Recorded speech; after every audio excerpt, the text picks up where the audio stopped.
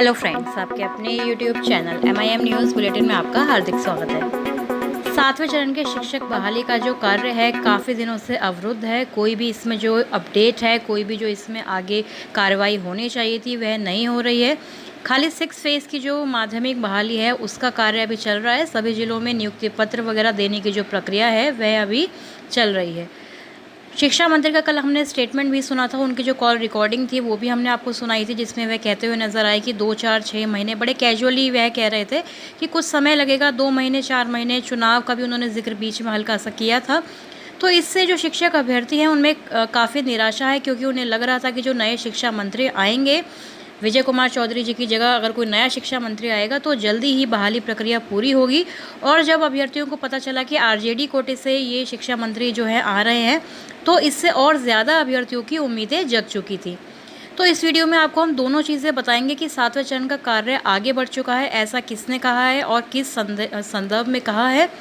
दूसरी जो बात है वह है शिक्षा मंत्री की, जो कल की एक आप लोगों को बता दें कि काफ़ी नाराज़गी जो है शिक्षक संघ ने, शिक्षक संगठनों ने जताई थी कि उन्होंने कहा कि आउटपुट नहीं देते हैं शिक्षक, और जब आउटपुट देंगे तभी वह कुछ आगे समान काम समान वेतन के बारे में सोचेंगे।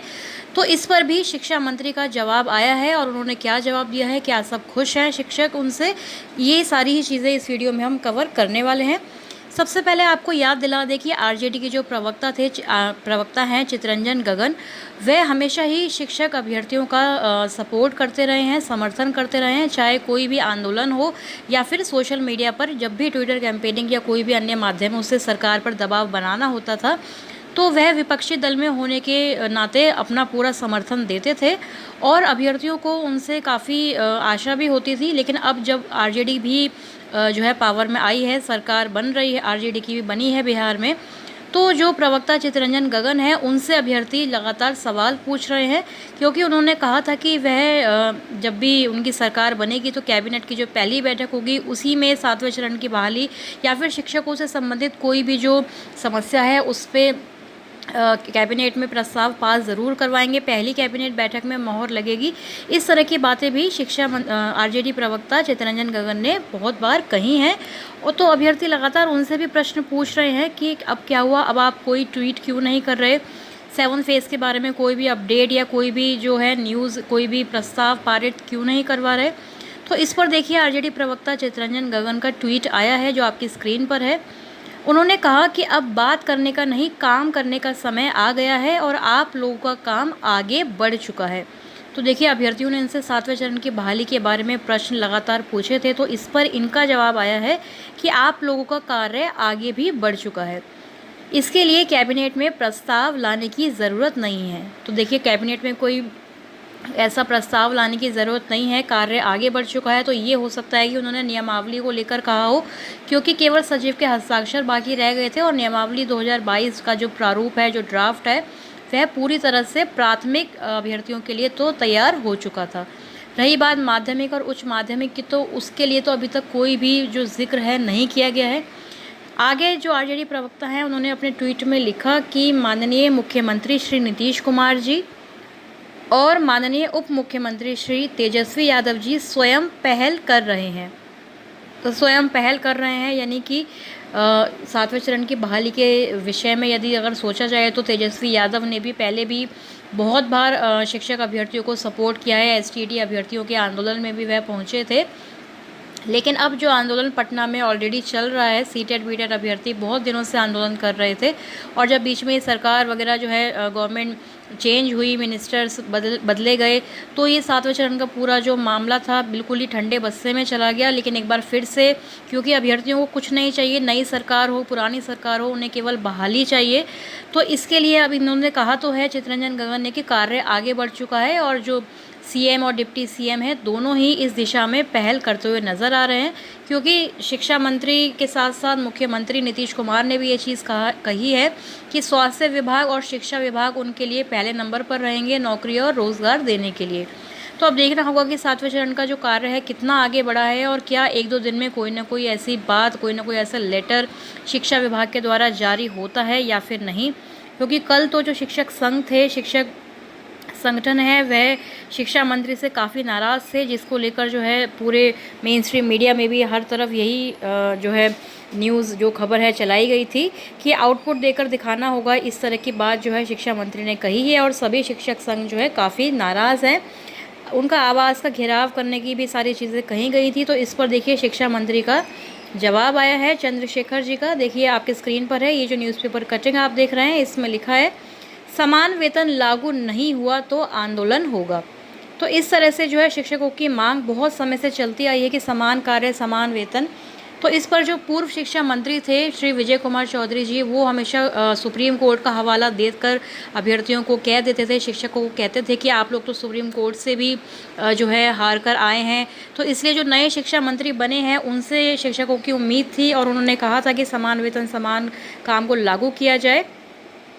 वहीं गुरुवार को शिक्षा मंत्री प्रोफेसर चंद्रशेखर के द्वारा जो बयान आया, उन्होंने कहा कि शिक्षकों को पहले आउटपुट देकर दिखाना होगा।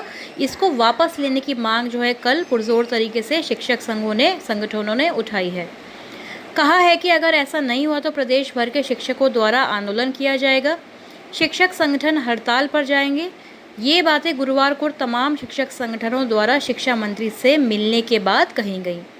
बिहार पंचायत नगर प्रारंभिक शिक्षक संघ के प्रदेश अध्यक्ष ने भी कहा कि शिक्षा मंत्री प्रोफेसर चंद्रशेखर के इस बयान पर लाखों शिक्षकों में भारी आक्रोश है।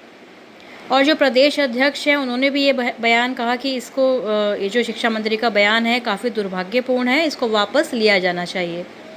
महागठबंधन सरकार से प्रारंभिक से लेकर उच्चतर माध्यमिक विद्यालय में कार्यरत नियोजित शिक्षक एवं पुस्तकालय अधीक्षकों को शिक्षक दिवस पर समान काम के लिए समान वेतन दिया जाए, राज्यकर्मी का दर्जा मिले, पुरानी पेंशन, अंतर जिला ऐच्छिक स्थानांतरण देकर सम्मानित करने की मांग उन्होंने शिक्षक दिवस यानी कि 5 सितंबर को की है। तो इसका जवाब देते हुए शिक्षा मंत्री ने कहा कि 90% शिक्षक मेरी बात से खुश हैं। उन्होंने कहा कि स्कूलों में कक्षा का संचालन नियमित रूप से प्रभावी संचालन हो, ये मेरी पहली प्राथमिकता है। मेरी इस अपील और बात पर 90% शिक्षक खुश हैं। कहा कि इस गुरुवार को कई शिक्षक संगठनों से जुड़े शिक्षक मुझसे मिलने आए थे, सभी ने मेरी उक्त अपील का समर्थन किया है। तो देखिए शिक्षा मंत्री ये कह रहे हैं कि सभी जो शिक्षक हैं उनसे संतुष्ट हैं, सभी उनसे 90% जो टीचर्स हैं उनसे बिल्कुल सेटिस्फाइड हैं, खुश हैं। मगर कुछ एक हैं जो भाजपा और आरएसएस के एजेंट के रूप में मुझसे मिलने आए थे। तो देखिए इन्होंने फिर से पलटवार जो है बीजेपी और आरएसएस के नाम पर किया है। ऐसे ही लोग अनाप शनाप मीडिया में बयान दे रहे हैं।